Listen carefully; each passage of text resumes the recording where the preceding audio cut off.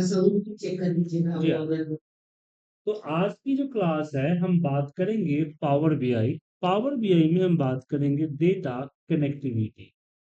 ठीक है, data connectivity आज की टॉपिक है। जब हम पावर बीआई को खोलते हैं, क्योंकि मैंने आपको पहले ही बताया कि पावर बीआई में कोई उनका ये नहीं होता है, पावर बीआई का अपना कोई डेटा सेट नहीं होता है। डेटा सेट और डिफरेंट डिफरेंट सिस्टम से लेके आता है।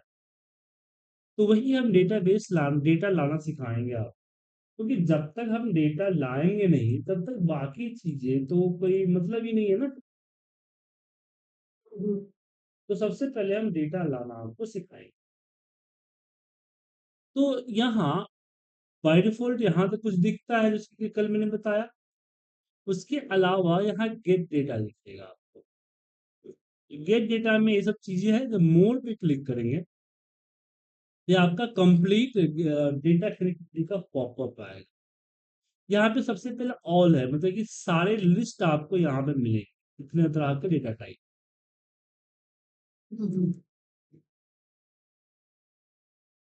उनके अलावा जैसे यहाँ पे पर्टिकुलर फाइल से करना है, या किसी डेटा बेस से करना है, माइक्रोसॉफ्ट फैब्रिक से करना है, पावर प्लेटफॉर्म से करना है, एजूरे से करना है, ऑनलाइन सर्विसेज है, कोई जितने भी ऑनलाइन सर्विसेज है, या अदर अनकैटेगराइज्ड डेटा जैसे किसी वेबसाइट से लेना, वो डेटा फीड से लाना, वो डीवीसी से लाना, ये सब डेटाबेस कनेक्टिविटी है। ठीक है, आज हम बात करेंगे फाइल। आज की जो टॉपिक है फाइल। सबसे पहले हम फाइल में देखते हैं कि एक्सेल फाइल से डेटा हम कैसे लाएं। एक्सेल फाइल, तो हमने यहाँ पे एक्सेल को क्लिक किया और यहाँ करते हैं कनेक्ट। कनेक्ट करने के बाद आप चले जाइए अपने लोकेशन पे जहां आपका डेटा सेव ओके। है। डेटाबेस फाइल को सिलेक्ट करें, then click on the open. यहाँ पे आने के बाद आप सिलेक्ट करें अपना डेटा सीट। इस डेटा सीट को जब सिलेक्ट कीजिएगा तो यहाँ पे आपको अब डेटाबेस जो भी डेटा होगा उसका एक प्रीव्यू दिखेगा। तो यहाँ देखिए, आप प्रीव्यू देखने के लिए इस पे क्लिक करने की जरूरत नहीं। आप यहाँ जस्ट क्लिक करके भी डेटा चेक कर सकते हैं। जब आपको लोड करना हो तो क्लिक कीजिएगा। जब क्लिक करेंगे तो दो चीजें होगी, लोड एंड ट्रांसफॉर्म। लोड तो आपको पता है कि इससे पहले 2-3 बार मैंने करके दिखाया है, 1-2 बार आपने भी किया है। लोड का मतलब हुआ कि इस डेटा को पावर बीआई में ले आ। लेकिन डेटा, जब मैं डेटा सीट को चेक किया तो मुझे मेरे डेटा सीट में कुछ गड़बड़। ठीक है ना, मुझे मेरे डेटा सीट में कुछ गड़बड़।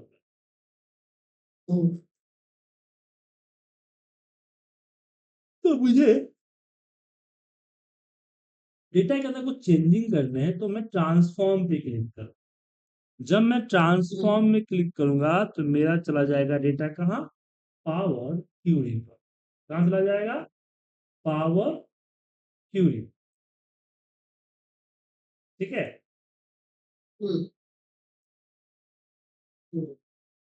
देखिए फिलहाल अब मैं पावर क्वेरी पर नहीं जाते, फिलहाल हम करते हैं यहाँ से लोड। जैसे लोड पे क्लिक करेंगे कुछ टाइम लेगा। अब कितना टाइम लेगा ये डिपेंड करता है आपके सिस्टम की स्पीड और डेटा की साइज। जब डेटा लोड हो जाएगा तो उस सीट का नाम यहाँ दिखेगा। आप जब इस पे क्लिक करेंगे तो यहाँ पे आप देख सकते हैं सारे फील्ड के नेम। ठीक है, इसलिए मैंने आपको बताया था शुरुआत में कि जब भी डेटा लोड करे एक बार डेटा को चेक कर लें कि आपका डेटा है क्या। ठीक है, क्योंकि डेटा जब भी आपका डेटा डेटा फॉर्मेट में होना चाहिए, मतलब आपका डेटा स्टार्टिंग से होना चाहिए, सब में हेडिंग होना चाहिए, फालतू की डेटा यहाँ नहीं होनी चाहिए, वगैरह वगैरह। ठीक है, समझे कि नहीं। अब जैसे कि ये देखिए सपोर्ट शीट, ये इस तरह का डेटा है तो इसको डेटा नहीं समझा जाए। और इसको डेटा लोड नहीं करेगा। सर एक मिनट का कोई बेल कर रहा है, मैं कोई बात नहीं।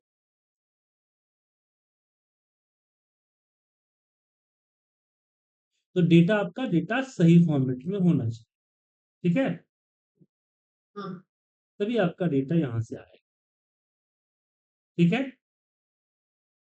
तो हमने सीखा किसी एक्सेल फाइल से डेटा कैसे ला, क्लियर है दिक्कत में।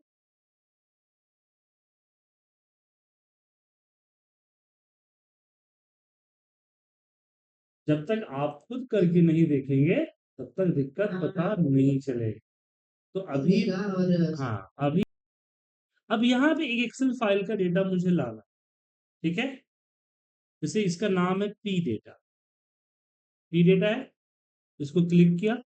आप देख सकते हैं कि पी डेटा में मेरे पास जो डेटा है वो तीन अलग अलग शीट्स पे, तीन अलग अलग शीट्स पे दिख रहा है। अब तीन अलग अलग शीट पे है तो क्या है कि जैसे सेल्स यहाँ है, प्रोडक्ट जो है दूसरे वाले कॉलम में शीट में है, और कस्टमर जो है तीसरे वाले शीट में है। अब यहाँ सेल्स वाला शीट जो है मेरा मेन शीट, इसमें प्रोडक्ट की कोई डिटेल नहीं है, प्रोडक्ट के डिटेल के नाम पे सिर्फ प्रोडक्ट की आईडी दी गई। उसी तरह से कस्टमर के बारे में कुछ नहीं है, कस्टमर की डिटेल की जगह पे कस्टमर की आईडी, ठीक है।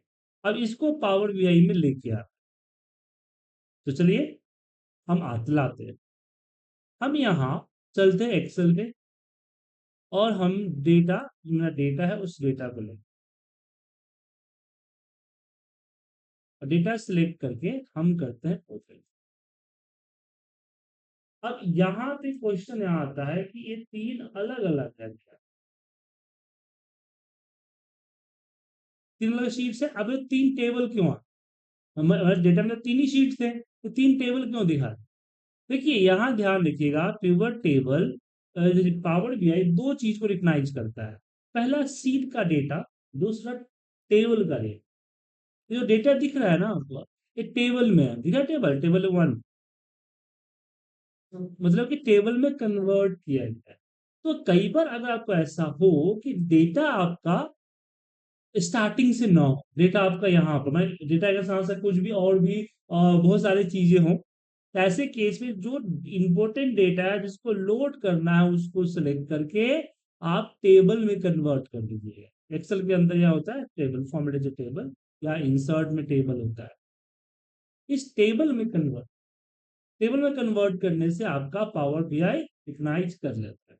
तो मुझे चाहिए तीन, कौन कौन चाहिए, सेल्स, प्रोडक्ट एंड कस्टमर। तो यहाँ हम तीनों को इस तरह से सिलेक्ट कर लिए एक बार। अब यहाँ पे चीज जान लीजिए कि हम एक ही फाइल से मल्टीपल शीट्स को एक ही बार में लोड कर सकते हैं। हम क्या कर सकते हैं, मल्टीपल शीट्स लोड कर सकते हैं। जी हाँ, एक ही बार। लेकिन जब मल्टीपल शीट लोड कीजिएगा तो पावर बीआई अपने अंदर एआई चलाएगा और तीनों के अंदर में कॉमन फील्ड को सर्च करेगा और उन कॉमन फील्ड को आपस में रिलेट करेगा। कैसे देखेंगे रिलेशनशिप,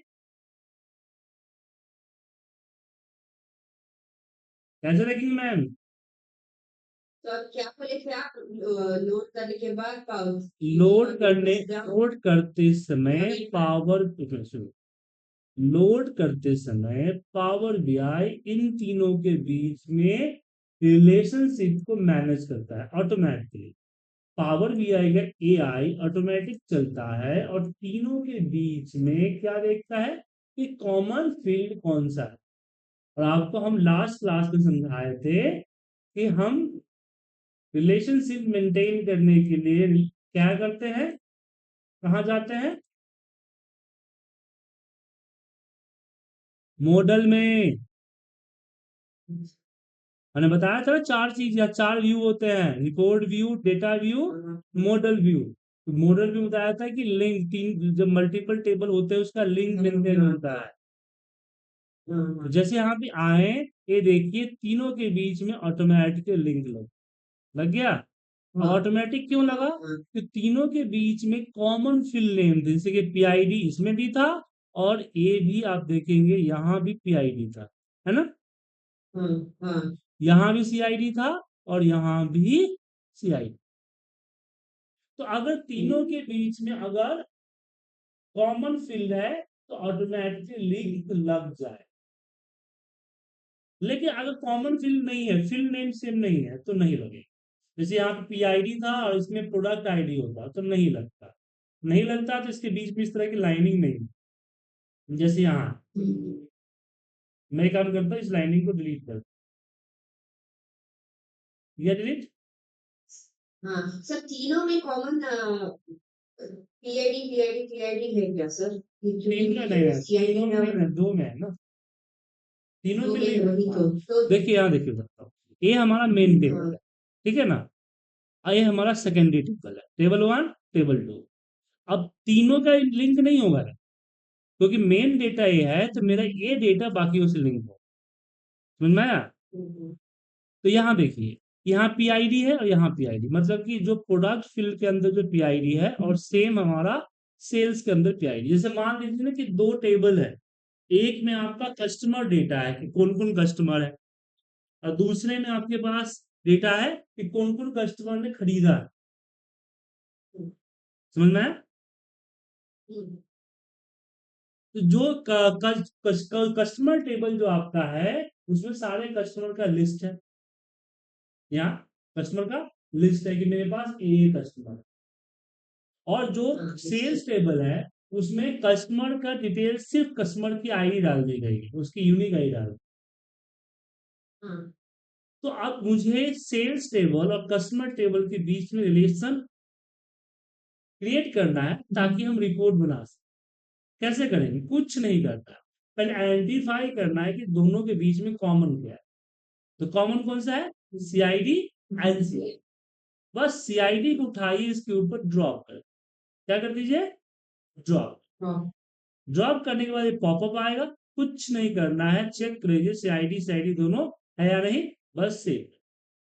हम्म, हम्म, सेव हो गया।